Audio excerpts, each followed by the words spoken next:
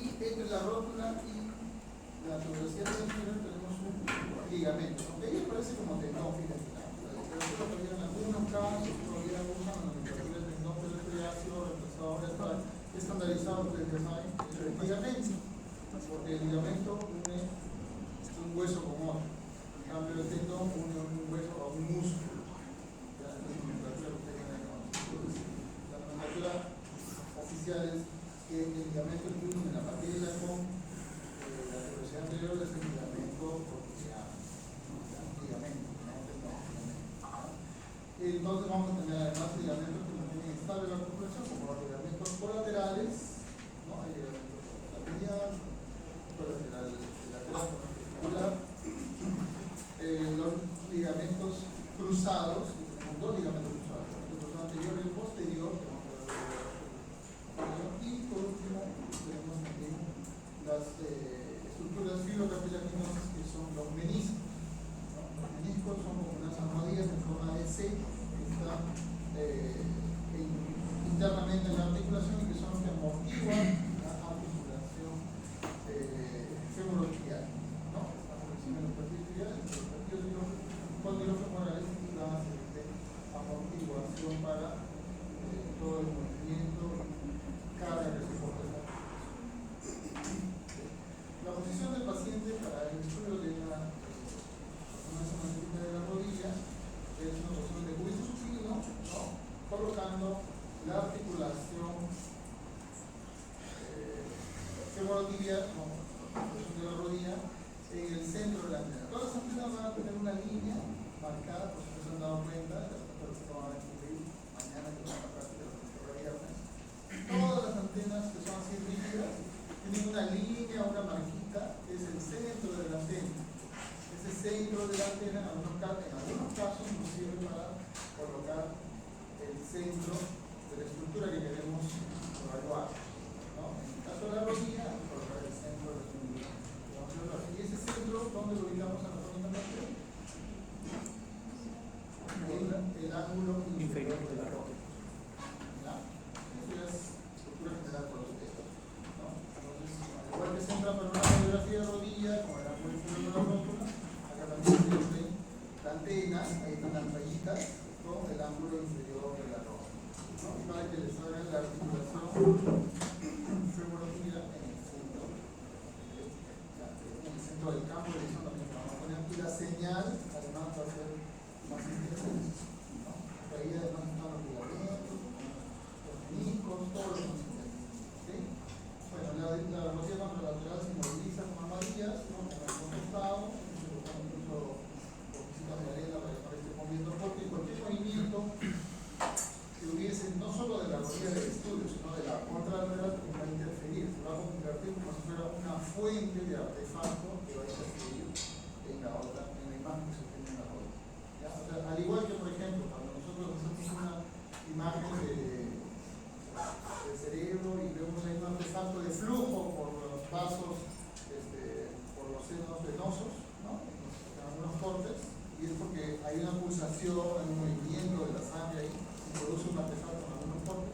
Igual que un movimiento de otra estructura va a ser que también cause un artefacto que va a comportar como una estructura que causa un artefacto que puede propagar, ¿no? Hacia la imagen que estamos obteniendo, sobre todo si el sentido de la fascia va a estar de derecha a izquierda. El sentido de la fascia está entre lo posterior o cada lembadura no va a interferir, pero muchas de las distinciones se hacen con la dirección de la fascia RL, y algunos artefactos también se propagan en función de la frecuencia. Entonces, por evitar que la proximidad también esté, ¿no? Una vez que tenemos posicionado al paciente, tenemos ya las imágenes preliminares, que son los realizadores en los planos ortogonales, que son imágenes de uno a interrápidos, que tienen pocos segundos, pero lo habrán visto ustedes en la práctica, y posterior a ello se planifican los cortes en los tres planos, ¿no? La planificación de los cortes en el plano axial va a seguir esta orientación y debe ser paralelo a la línea articular, ¿no? De la articulación tibio-vertical, ¿no? Entonces, esta línea articular que pasa por los meniscos, para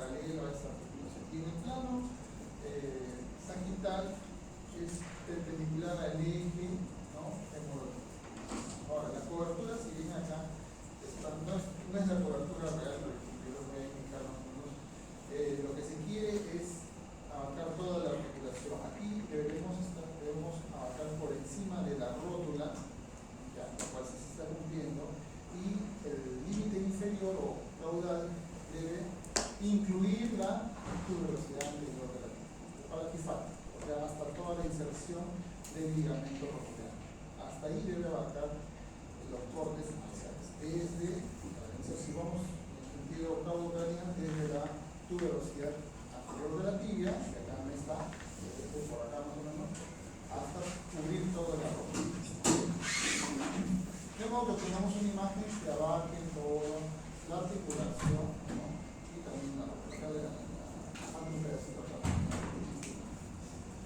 En el plano coronal vamos a seguir la línea que une el borde posterior de los cóndilos femorales.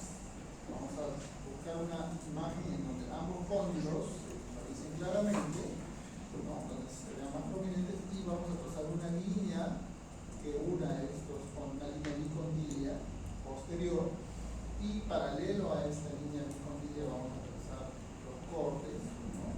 De modo que cubra la rótula y cubra hasta por detrás de los cóndilos femorales. Y dependiendo del tipo de patología, incluso vamos a tener que cubrir incluso toda la parte blanda, o sea, toda la región poplítea. ¿Por qué? Porque hay patologías que abarcan la región poplítea específicamente. A veces hay quistes, ¿ya?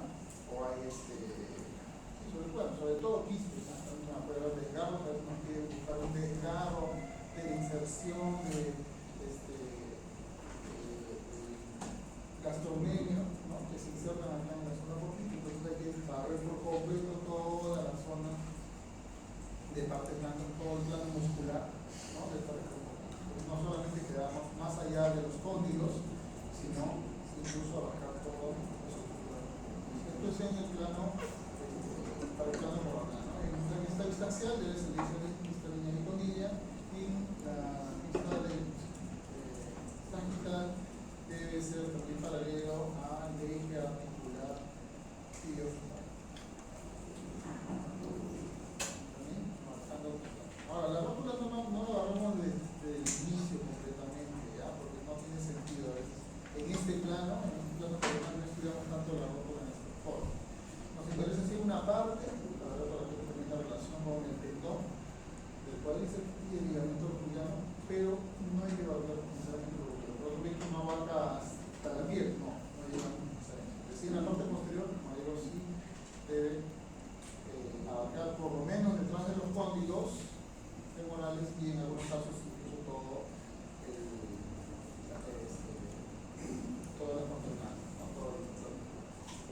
Y en el plano sagital ya se utiliza la planificación perpendicular a este eje bicondilo, perpendicular a esta línea bicondilla, esta línea bicondilla, y perpendicular a esta línea se sigue la planificación de los poros, ¿no? Igual en el eje, en el plano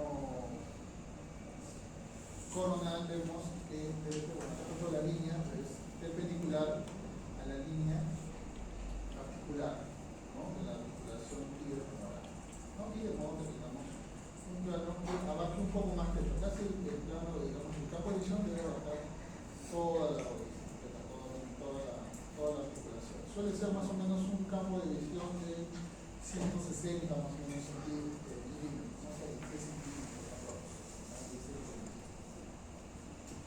Entonces, acá vamos a mucho el campo de visión máximo para algunos 16 centímetros, otros 18, ¿no? Promedio 16, 18. El grosor de corte suele ser no mayor de 4, ¿ya? Por lo general se usan grosores de corte entre 3, 3,5, ¿no? Hasta 4, ¿no?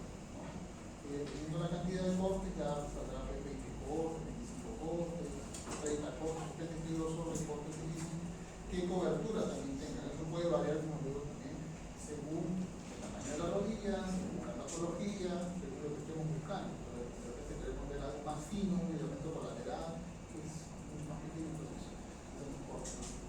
Y dentro de las ponderaciones de imagen vamos a tener siempre imágenes con saturación grasa en los 3 planos. Como le dije, esta es una ponderación que es cercana o reemplaza, digamos, a la densidad protónica, pero los europeos no le llaman densidad protónica así. ¿Por qué? Porque el tiempo de eco no es el tiempo de eco típico de una densidad protónica. Acá en nuestro medio algunos usamos unas ponderaciones similares, pero lo más cercanas a la densidad protónica y la máquina lo asume como densidad protónica. Ahora ustedes pueden poner en la máquina el nombre que quieren y la máquina lo va a hacer. Ustedes pueden ponerle, no porque dice ahí densidad protónica, solito se va a ajustar el parámetro, ¿no? Tienen que verificar que el tiempo de eco y de repetición sea correcto. ¿Por qué? Porque hay algunas plataformas que a medida que ustedes cambian otros parámetros se van ajustando automáticamente tiempo de eco, tiempo de repetición, sobre todo cuando cambian el factor turbo, o cambian el grosor del corte, etc. ¿No? Tanto en Siemens como en Philips, no sé si en General Electric también, se van autoajustando otros parámetros y al final ustedes comenzaron con una modulación, no sé, T1 y termina siendo densidad protónica, porque de repente el tiempo de repetición se comenzó a estirar porque comenzaron ustedes a cambiar algunos parámetros y automáticamente la máquina dice, voy a compensar, necesito más tiempo de repetición, más, y al final un T1 se convirtió en densidad protónica. Entonces hay que tener cuidado cuando en este caso ellos por eso no le llaman densidad protónica, pero lo común acá es usar una densidad protónica que el tiempo está entre 20 y 30 milisegundos. Para los europeos ellos prefieren usar directamente un tiempo que pero lo más común es que ustedes se encuentren aquí, revisen los tiempos de eco para estar seguros si están usando densidad protónica o están usando esta ponderación. Esta ponderación es una periodo de segunda sociedad europea que es muy directa.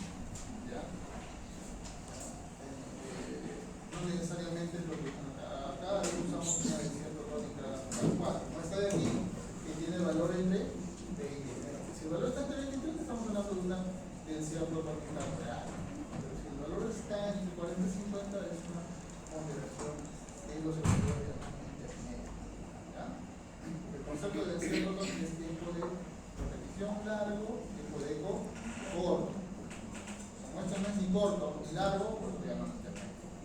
Pero es, digamos, algo parecido a una densidad protónica. Entonces vamos a tener esas tres imágenes en los tres planos con saturación de la grasa y vamos a tener además otros planos sin saturación de grasa como puede ser un T1 o un T2 o en este caso una densidad protónica.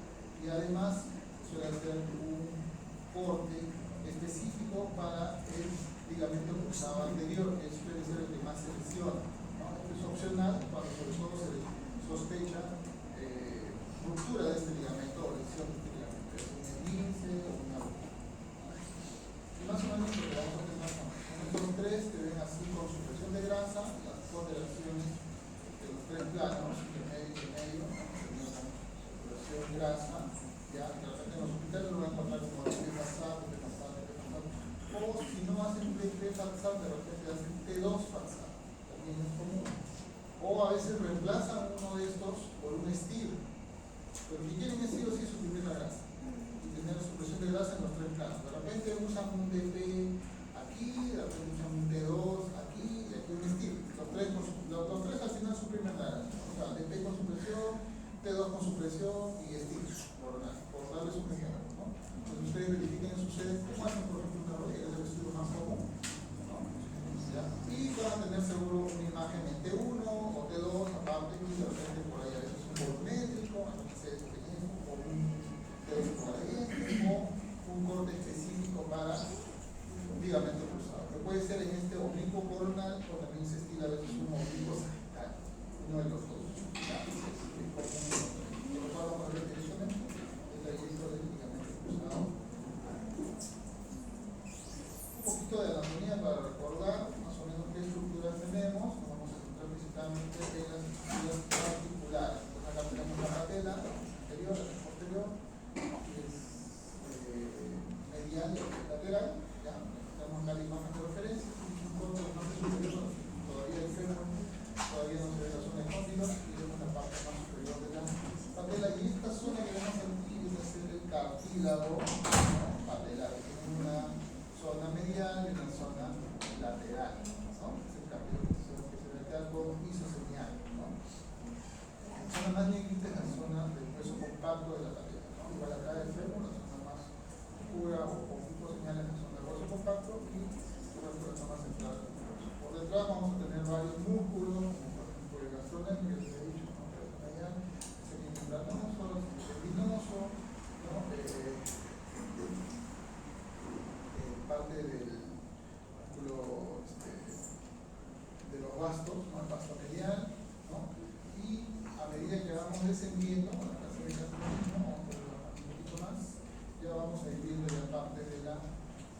vamos a ver los ligamentos, ¿no? Aquí vamos viendo además la cápsula articular, ¿no? Y de repente parte de algún ligamento. Todavía no vemos que se ve un poquito de ligamento cruzado anterior, pero aquí ya lo vemos un poquito más, ¿no? Más evidente. Este ligamento cruzado anterior es un poquito más delgado que el posterior, ¿no? Si lo vemos aquí, y tiene una dirección un poco oblicua, de ahí que se hace un corte coronal oblicuo o secundario oblicuo para poderlo representar. En este corte tendríamos un poquito más de ligamento cruzado anterior, ¿no? El que sea. Acá vemos ya la parte posterior de la medida tiene cada vez menos partido, en la parte final vemos que hay cartílago en el cóndilo femoral, que conoce el cóndilo femoral, tiene cartílago de revestimiento, ¿no? Acá vemos parte del ligamento colateral, medial, pero tenemos ligamento colateral peroneo, ¿no? O medial y lateral. Aquí vemos mucho mejor el ligamento cruzado anterior. Este ligamento cruzado, ¿no? va a ser, como les digo, uno de los más estudiados, ¿no? Y es un poco más delgado que el ligamento cruzado posterior. El posterior es este que está por aquí, ¿ya? Ya vemos que tiene un poquito más de grosor, de espesor, es un ligamento un poco más grueso, ¿no? Es un poco más, por así decirlo, más resistente que el anterior. El que más se lesiona es el anterior, ¿ya? Parte igual el cartílago que recubre acá en los cóndilos, por toda la parte posterior. Acá vemos ambos ligamentos. Vamos avanzando y aquí ya llegamos a la zona donde estamos meniscos. Esto todavía no es la pierna y el son los meniscos. Los ligamentos y cartílagos se ven con pico señal, ¿ya? Por eso entonces este ligamento se ve con pico señal, este menisco señal. El cartílago, dependiendo bueno, del grado de hidratación, ¿no? Se va a ver más o menos hiperseñal. Y aquí, por ejemplo, vemos que esta zona del cartílago, que es la zona más fibrosa del borde, tiene más hiposeñal, ¿no? El menisco medial y aquí hacia este lado el menisco lateral, ¿no? Aquí como una forma, bueno, acá lo vemos casi como un círculo que tiene una forma como de C, ¿no? Una forma de C. Descendiendo ya no tenemos, fíjense acá, por aquí he terminado ya la materia y ya lo veremos. Ligamento rotuliano, ¿no? Ligamento lateral. Ligamento rotuliano. Detrás del ligamento rotuliano ya tenemos la grasa de O, ¿sí? O la grasa infrapatelar. La grasa o almohadilla grasa, ¿no? Es importante también evaluar esta almohadilla grasa. Y descendiendo más ya tenemos ya la inserción del ligamento cruzado posterior. Por aquí recuerden entonces la zona del hueco propinquio, ¿no? Lleno de los músculos que vienen de la pierna y que se insertan, ¿no? En el fémur, ¿sí? Como el gastrocnemio, ¿no? Gemelos. Y tenemos en el centro también la arteria y vena poplítea, que discurren por esta región, ¿no? Posterior de la rodilla. En un corte coronal vamos a un corte que va de adelante hacia atrás, ¿ya? Vamos a ver, como le dije, no comenzamos exactamente en el corte más sencillo, sino ya viendo un poco de rótula para poder evaluar tanto el ligamento rotuliano como el tendón de cuádriceps, ¿no? Y a medida que nos vamos avanzando en sentido antero-posterior hacia la parte posterior, vamos evaluando otras estructuras como las bursas, ¿no? Ligamentos colaterales que vamos a ver después, ¿no? O la banda iliotibial, ¿no? Acá tenemos la banda iliotibial. Por ahí vamos a ver los ligamentos colaterales, acá todavía no lo vemos, están un poquito más atrás, están a nivel, en este corte todavía está a este nivel, que es la banda iliotibial. Luego viendo parte del cartílago, ¿ya? Y aquí ya se va viendo parte de los meniscos, ¿no? Los meniscos en un corte coronal se ven como dos estructuras en forma de cuña, ¿ya? De base más externa, bueno, de base más externa, bueno, en este caso el medial, ¿no? La base más hacia la superficie y de vértice, ¿no? Más central, ¿no? Hacia la zona central de la articulación. Entonces tenemos este menisco medial que va a tener un cuerno anterior, ¿no? Y el menisco lateral todavía no lo vemos, en otro corte lo vamos a ver. Aquí ya vemos el menisco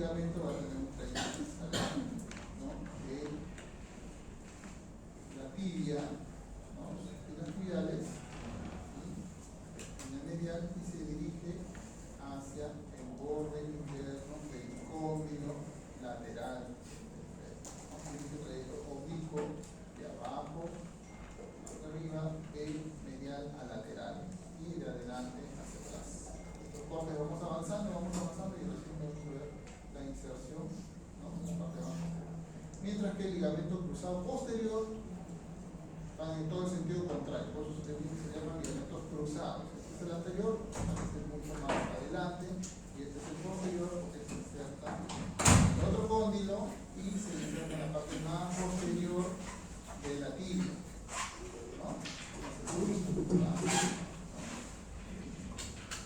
Y los meniscos siguen teniendo esta apariencia, ¿no? En forma de cuña, también en forma de cuña, el otro menisco lateral, en forma de cuña, vemos el revestimiento del cartílago, tanto del fémur como del tibia, los ligamentos cruzados. Por aquí vemos el ligamento tibial colateral.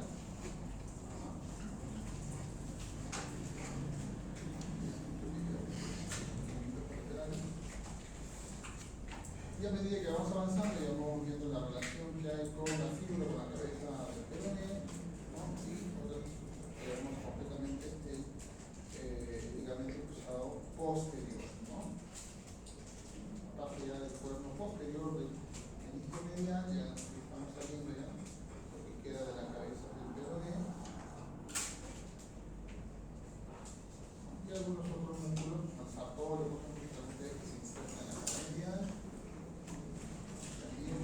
En los cortes sagitales vamos a ver cómo se va de medial a lateral. Vamos a ver primero el sartorio, acá parte del fémur, el vasto medial, ¿no?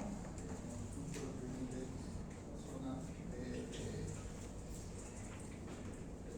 femoral,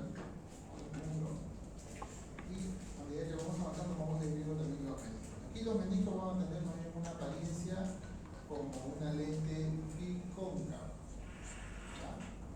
Dientes abiertos hacia adelante y atrás, y el centro es más angosto, ¿no? Menisco medial, una lente bicóncava, cuerno anterior, cuerno posterior. Acá ya se separa porque recuerdo que es una forma de C, entonces acá ya no hay menisco. Cuerno anterior, cuerno posterior del menisco. Acá ya nuevamente tiene forma de cuña, tanto adelante como atrás. Posterior. Vamos viendo acá ya parte de la patela, todavía no vemos el ligamento cotidiano, pero sí vemos parte del tendón del cuádriceps. Seguimos viendo aquí el menisco medial. Seguimos avanzando. En esta zona más central ya comenzamos a ver mejor ya el tendón del cuádriceps, el ligamento rotuliano, la grasa de Hoffa, todo esto que está aquí, este uno, la grasa de Hoffa. Tenemos la superficie, ¿no?, del cartílago, de la patela, el cartílago posterior, y también del cóndilo femoral en la parte de la tróclea.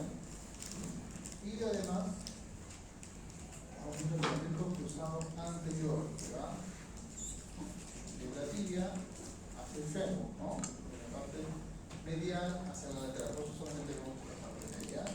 Y el posterior, que va del fémur hacia la parte posterior de la tibia, ¿ya? ¿Qué más tenemos aquí? Entonces vamos viendo que se van incrustando, y en este corte que ya está un poquito más al centro, justamente están como formando una X, ¿no? El ligamento anterior, cruzado anterior, el ligamento cruzado posterior, cruz. ¿Ya? Obviamente no se ve completamente porque no uno solo, son dos ligamentos. Y a medida que nos vamos yendo hacia la cara lateral, ¿no?, ya vemos cada vez menos el ligamento cruzado anterior, vemos un poco más de la inserción del posterior, la inserción de la tibia. Seguimos viendo el tendón del cuádriceps, son bien anchos, son delgados, son bien anchos, por eso lo vemos en varios cortes. Y luego ya van apareciendo el cartílago, ¿no?, que es el menisco lateral, ¿no? El menisco lateral nuevamente de forma de cuña, ¿no? Se sigue viendo aquí, y acá en forma de acá sigue el menisco lateral. Y la relación entre la articulación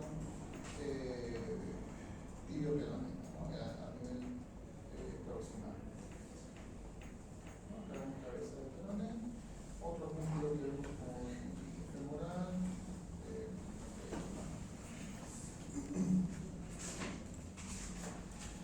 Entonces, eso es más o menos cómo se ven algunas estructuras en la rodilla, ¿no? Que no estamos, digamos, tan familiarizados, pero hay que ir revisando un poco todo esto de ligamentos, meniscos, ¿no?, y superficie articular.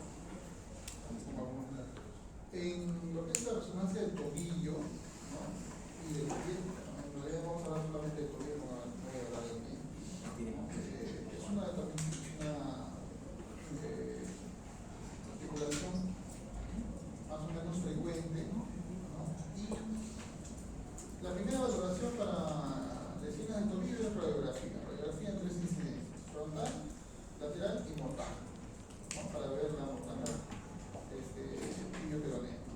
Para ver si la articulación no está dañada o separada, o si hay alguna esguince que esté más abierta, ¿no?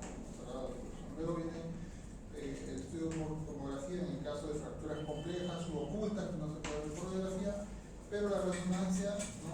Tiene una resolución muy superior. Ahora sí vamos a poder ver los ligamentos y además vamos a ver si hay alguna fractura microestructural. De repente no se ve ni siquiera por tomografía claramente, pero sí nos va la señal por la reacción inflamatoria, ¿no? Sobre todo en secuencias ponderadas en T2 con supresión grasa o directamente en una secuencia de STIR, ¿no? Que es muy sensible a todo lo que son lesiones traumáticas. Por eso en columna, para una lesión traumática se utiliza STIR. Todo lo que sea lesión traumática de cualquier hueso, sí o sí va el STIR, ¿ya? Salvo que sea un equipo, otro inicio que no tiene STIR, entonces un T2 con supresión grasa, por ejemplo, sea, ¿no?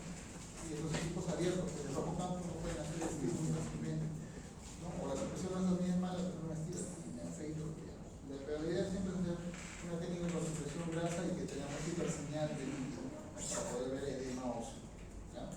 Entonces, en el tobillo vamos a tener que la resonancia magnética tiene una gran utilidad, y dentro de las indicaciones más comunes está evaluación, pues, de dolor de tobillo, causa desconocida, tendinitis, ¿no? Porque ahí también ya comienzan las patologías inflamatorias, osteocondritis, ruptura es lo mismo, ¿no? También esguince o fibrosamiento o ruptura parcial del tendón de Aquiles, ya también se estudia el tendón de Aquiles. Necrosis avascular lastrada, así como hay la necrosis avascular del cafoides o de la cabeza de fémur, también hay necrosis avascular lastrada, evaluación de articulación de post-trauma, anomalías de tejidos blancos y evaluación de complejos de ligamentos laterales o de en general para esto vamos a utilizar, dependiendo del equipamiento que tengamos, o una antena dedicada para el tobillo y pie, o antenas flexibles. Casi en todos los centros hay antenas con una antena flexible pequeña o mediana, ¿no? Entonces, cintas de movilización, si que vamos a estar sobre todo estas antenas flexibles, necesitamos una mano para amarrar bien la antena a la articulación, ¿no? Y la posición paciente va a hacer el equilibrio. Obviamente primero va a utilizar el pie, no es para la cabeza, primero va a traer el pie, porque vamos a explorar las zonas del cuerpo. No vamos a entrar al revés, sino ahora vamos a entrar primero el pie, ¿ya? Recordar algunos ligamentos. En realidad, de hueso a hueso sí que hay un ligamento. O sea, si ustedes me preguntan, ¿qué une el peroné con el hay un ligamento? ¿Qué une el peroné? También hay un ligamento. Hay prácticamente ligamentos en todo lado. Y dentro de eso vamos a reconocer algunos ligamentos que ya tienen un nombre propio, como el ligamento deltoideo, ¿no? Que une el maniobro tibial con el astrago. Este ligamento deltoideo tiene fibras profundas, fibras superficiales, es un ligamento bastante grande, ¿no? Que une toda esta parte de la tibia, ¿no? El maniobro tibial con el astrago, ¿ya? Y así mismo vamos a tener ligamentos peroneos. El resto de ligamentos casi tienen nombre ya de dónde a dónde van, ¿no? Peroneo astragalino, calcáneo peroneo, ligamento astragalo calcáneo, o sea, tienen el nombre de qué hueso a qué hueso va. Nombre propio solamente el deltoideo, y por acá este ligamento transverso inferior que une la tibia con el peroneo, ¿ya? Acá vemos igual tibio peroneo inferior, calcáneo peroneo, ¿no? Todos son ligamentos que llevan el nombre de los huesos que están. Como decía, la posición del paciente, no se está faltando, no hay nada. El decúbito supino, y vamos a colocar, hay antenas de todo tipo, ¿ya? Este es un modelo ya antiguito, ¿no? Tiene cuadratura y cabeza en el rodillo. Ahora actualmente son un poco más compactas como esta, ¿no? En forma de L, o simplemente antenas flexibles, ¿no? Y se va a colocar una varilla, es una varilla de este tipo o algo similar, donde se coloca el tobillo, ¿no? El pie apoyando el talón y toda la planta para que más o menos mantenga una posición en L, la misma articulación, 90 grados, en la medida de lo posible que el paciente pueda soportar, porque el paciente viene con una lesión que no puede pisar, que no lo va a hacer, ¿no? Hay que tratar de acomodar en la medida de lo posible. Y la otra extremidad debe estar un poco separada, no muy junta, porque si no puede haber señal de esta extremidad cercana y se puede enrollar con la imagen en el artefacto de alianza, sobre todo en imágenes que tengamos la dirección de la base de derecha a izquierda, ¿no? Pues vamos a tener esta imagen, pues de repente vemos una sombra encima y ese es el otro pie que se está metiendo ahí, ¿ya? Porque hay que tener cuidado de no poner el otro pie muy cerca de la antena o del pie que estamos grabando, ¿no? Entonces, una vez que colocamos al paciente, obtenemos primero la imagen, nuestros planos ortogonales. Aquí vamos a tener esto en forma muy rápida, ¿no? En pocos segundos, solamente uno pondrá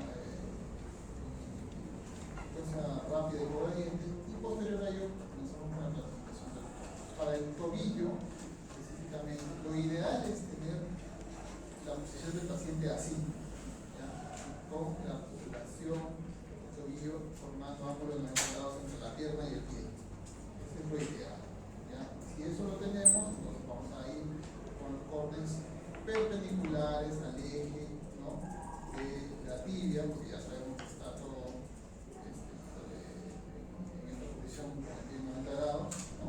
Y perpendiculares, paralelos, perdón, a la articulación tibio-estragalina, ¿no? Entonces hay que seguir este eje paralelo, ¿no?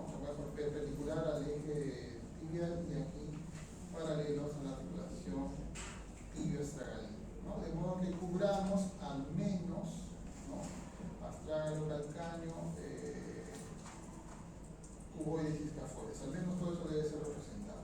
¿Ya? Están las tres cuñas mientras ya forman parte ya del medio pie, ¿no? Entonces, lo principal es el astrágalo, el calcáneo, porque además no interesa por toda esta articulación, ¿no?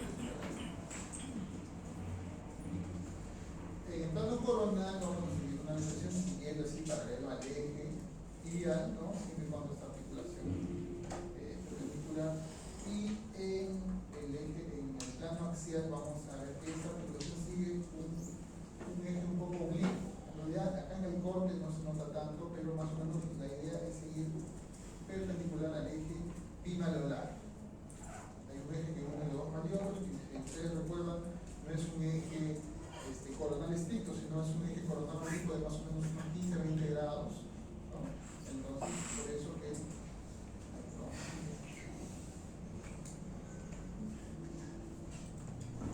hay una ligera inclinación. Entonces va a ser paralelo, bueno, este corte coronal sería paralelo al eje bicondilio, ¿no? Y más o menos tenemos perpendicular al eje bicondilio. Pero la idea es seguir el eje bicondilio, ¿ya? Para obtener luego los cortes que veamos toda la mortaja en un solo corte, ¿no? Que no la veamos por partes, sino que lo podamos ver en un solo corte. Para obtener una imagen más o menos como esta, ¿no? Y en el plano sagital, perpendicular a la línea articular tibio-estragalina, paralelo, bueno, acá sí es perpendicular al eje bimaleolar o perpendicular a esa línea que es perpendicular al eje bimaleolar o paralelo a esa línea que es perpendicular al mismo eje. Y el campo de división debe abarcar, incluyendo el talón, y más o menos el centro del campo de división debe estar en el seno del tarso, ¿ya? Para tener una idea, ¿ya? No es necesario que se haga todo el pie, no basta que con el seno del tarso hacia atrás, más o menos su centro del campo de división, el seno del tarso. Por lo general es suficiente con que salga todo el tarso, ¿no? Claro, calcáneo, obviamente, escafoides, cuboides, ya los metatarsos de esos ya aquí, ¿no? Medio pie, esto ya está perfecto. Entonces, esa cobertura natural, ¿no?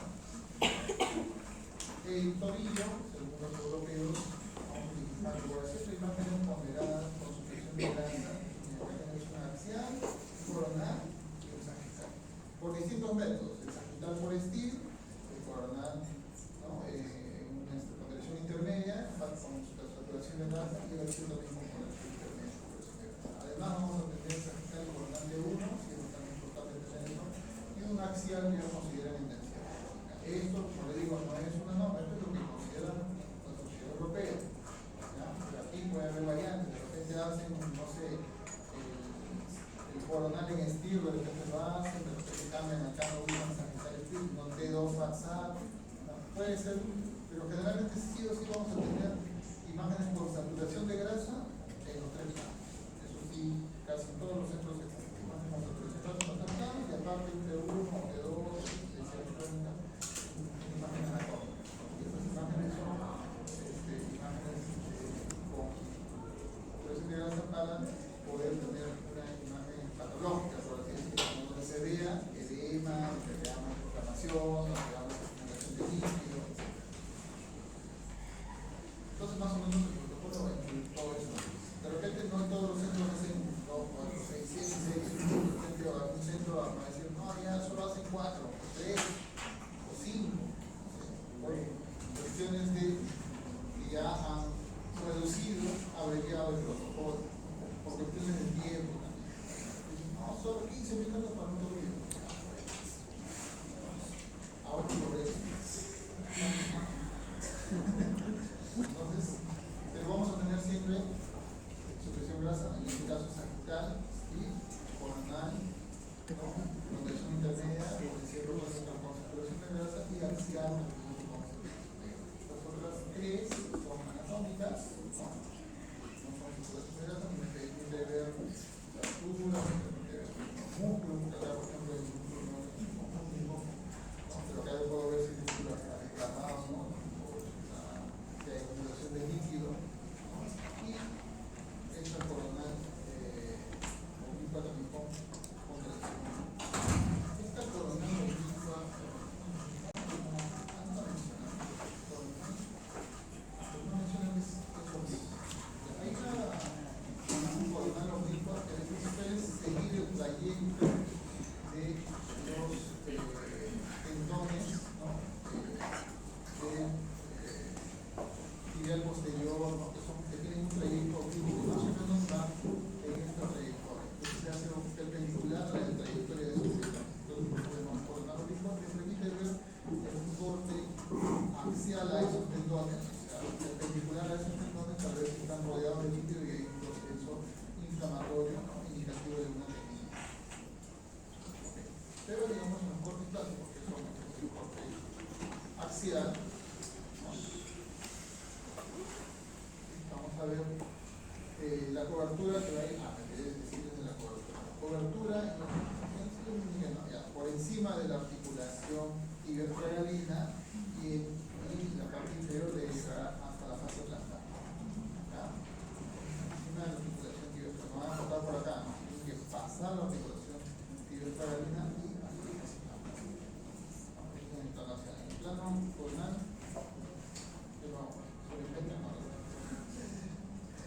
En el plano coronal, miren, aquí no está completo, ¿ya? Debería ir desde el tendón de Aquiles, ¿ya? Desde el tendón de Aquiles hasta cubrir por completo el astral, incluir incluso parte de la forma. En el plano sagital sí va de lado a lado completo. Y como el campo de visión debe incluir tener como centro el seno del brazo. El campo de visión suele ser de 16 centímetros hasta 18, dependiendo. Y cuando el caso es, por ejemplo, para el tendón de Aquiles, ¿no? Sobre todo esos 18 centímetros son en el sentido cráneo-caudal, ¿no? Para ver mayor trayectoria del tendón de Aquiles. Ya si quieren ver más allá, ya que quedan piernas. Sí, pues, porque no vamos a ver, la señal va decreciendo. O sea, no tiene sentido estirar más el campo de visión. Pero no puedo hacer un campo de visión de 40, no, porque no vas a tener señal con esa antena. Esa antena tiene más o menos un límite que será de repente 18 20 centímetros, donde la señal se ve bien. Si quieres hacer una estructura más grande, tienes que usar la antena y luego tienes que pedir un estudio en una nariz más grande, como toda la pierna, por ejemplo. Es algo que a veces no entienden también los médicos que solicitan estudios de resonancia, ¿no? Dicen, resonancia de cerebro con extensión cervical. Tira cuello, tira columna cervical atada, ¿no? Y de pasadita le hacen también el torre, ¿no? Es otro estudio, es otro tiempo, otra cena, otra colocación del paciente. En tomografía suelen hacer eso también. Igual yo digo, no, pague por mi parte. No es así de sencillo, por más que tenga seguro. Es otra prueba, otro estudio, otro informe, ¿no? No es tan inmediato, ¿no? Tener cuidado con estas solicitudes que a veces nos van aumentando y con todas las pruebas. Entonces, dentro de lo que es la anatomía vamos a poder ver la articulación en sí, lo que llamamos la articulación ilioperdonea, ¿no? Y algunas estructuras reconocibles como por ejemplo el tendón de Aquiles, aquí está la parte posterior, esta es la parte posterior. Es un corte que más o menos pasa justo casi en el nivel, un poquito por encima de la articulación, ¿no? Casi a nivel de la articulación Aquiles. Un poquito más abajo ya vamos a ver los dos malleolos, ¿no? El malleolo medial o medial y el malleolo lateral o malleolo peroneo, ¿no? Vemos acá el astrágalo, ¿no? Por detrás vamos a ver algunos músculos como el flexor largo del dedo gordo, el anus, ¿no? Acá hay el extensor largo, ¿no? De los dedos, ¿no? El extensor largo del dedo gordo, ¿no? Y así algunos fascículos, ¿no? De músculos que van hasta el pie. Todos esos vienen desde el tobillo, ¿no? Algunos se insertan en la zona del talón, otros vienen mucho más arriba y por eso hay tendones que van discurriendo de forma oblicua por vanas leñosas y que cruzan por el tobillo, ¿no? En este otro corte vamos viendo ya un poco más, nos vamos bajando, vamos a quitar el astrágalo, ¿no? Igual seguimos viendo el Aquiles, que ya estamos cerca a su punto de inserción, también seguimos viendo el Aquiles, vemos la relación ya de la articulación del astrágalo con el escafoides, ¿no? Y acá ya vamos viendo parte del ligamento del pie, ¿no? Perdón, el ligamento que une el malleolo tibial con el astrágalo, ¿no? Este no es el corte más bonito para verlo, pero acá está el ligamento del pie, ¿no? También hay otro ligamento que une el peroné con el astrágalo, el ligamento peroné con el peroné. En el corte, en el plano coronal, que es un coronal que se le da orgulloso, normalmente ya nosotros hablan así con toda la descripción documental, si no escogen el mejor plano. Este plano, fíjense, es coronal estricto al cuerpo, ¿no? Pero no está siguiendo la línea misma de la, por eso vemos a un costado un poco, ¿no? Y todavía no vemos completamente la articulación de la línea, ¿no? O sea, la montaje completa, ¿no? Porque el corte está un poco, ¿no? Pero nos permite ver en este caso el ligamento deltoideo, que ahora sí lo vemos, ¿no? El ligamento deltoideo, ¿sí? Y parte de los músculos que están aquí, ¿no? En la zona de la planta del pie que pasa por el pecho. Aquí ya vemos un poquito mejor el ligamento deltoideo, ¿no? Los huevos, de la importancia, y solo en este corte, solo no vemos toda la articulación, la montaje, ¿no? Deltoideo, por aquí vamos a ver parte del ligamento peroneo astragalino, que es la mandibular, ¿no? La relación que hay en la articulación y algunos músculos, como le dije, que pasan, ¿no? Venían desde la región del tobillo y van hacia el pie, ¿no? El aductor del dedo gordo, el aductor plantar, el aductor menor de los dedos, ¿no? Acá vemos tendón peroneo corto, el ligamento peroneo calcáneo. Este es un corte ya más posterior, estamos ya en la zona del triángulo preaquiliano, zona con grasa, y aquí ya tenemos el tendón de Aquiles, ¿no? El tendón de Aquiles con inserción en la vista sagital, ¿no? En cuanto a los cortes sagitales, yendo de medial hacia lateral, vamos a ir viendo lo que decía yo, estos tendones que van pasando de forma oblicua, ¿no? Y el posterior potencial. Ahora